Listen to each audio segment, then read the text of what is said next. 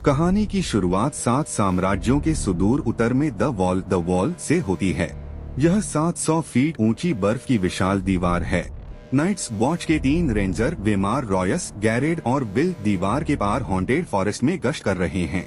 वे जंगली लोगों वाइल्डलिंग्स के एक समूह की तलाश में हैं।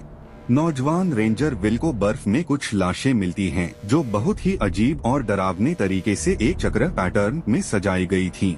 विल डर के मारे वापस लौटने की सलाह देता है, लेकिन घमंडी नाइट वेमार रॉयस उसकी बात नहीं मानता।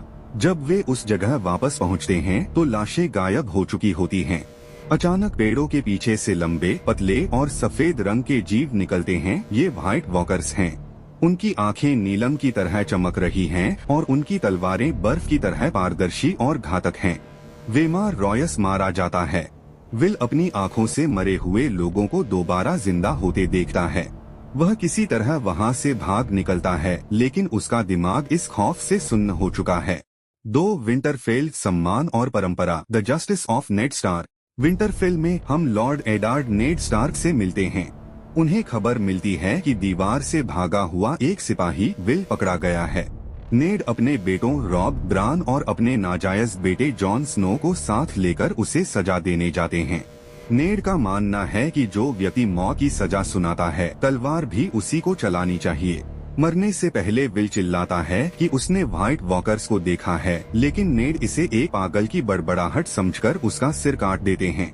वापस लौटे समय उन्हें रास्ते में एक विशाल डायर वुल्फ की लाश मिलती है। उसके गले में एक 12 सिंगे स्टैग का सींग घुसा हुआ है। उसके 6 छोटे पिल्ले जीवित मिलते हैं। नेड के सभी बच्चों रॉब, सांसा, आर्या, ब्रान और छोटे रिकॉन को एक पिल्ला दिया जाता है। अंत में जॉन स्नो को एक सफेद रंग का अलग पिल्ला मिलता है, जिसे वह घोस्ट नाम देता है। 3 राजधानी की साजिश और राजा का आगमन, द रॉयल विजिट। राजधानी किंग्स लैंडिंग में राजा के सलाहकार जॉन एरिन की रहस्यमयी मौत के बाद राजा रॉबर्ट बैराथियन अपने पूरे लैनिस्टर परिवार के साथ विंटरफेल पहुंचते हैं। राजा रॉबर्ट और नेड स्टार्क पुराने दोस्त हैं, जिन्होंने मिलकर पिछले अत्याचारी राजा को हराया था। रॉबर्ट चाहते हैं कि नेड राजधानी चलकर नए हैंड ऑफ द किंग बने। साथ ही वे अपनी और नेड की दोस्ती को खून के रिश्ते में बदलने के लिए अपने बेटे जोफ्री की शादी नेड की बेटी सांसा से तय करने का प्रस्ताव रखते हैं।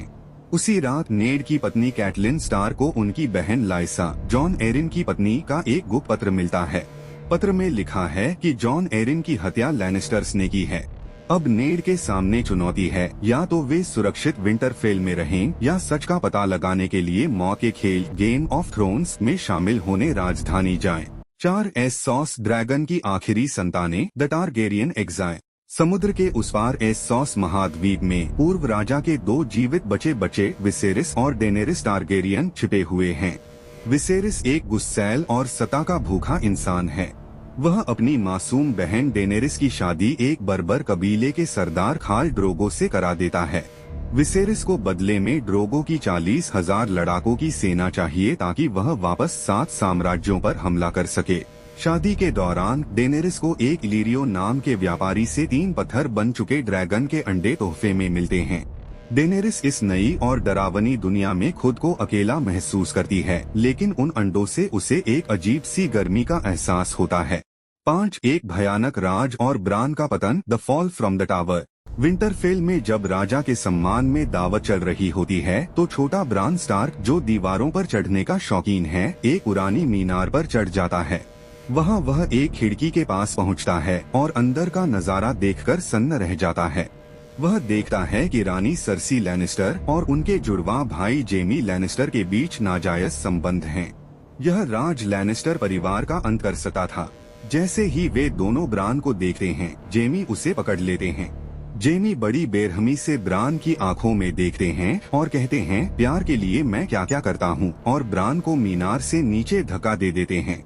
ब्रान नीचे गिरता है और पूरी कहानी एक ऐसे मोड़ पर आ जाती है जहाँ से युद्ध और विनाश की शुरुआत तय हो जाती है।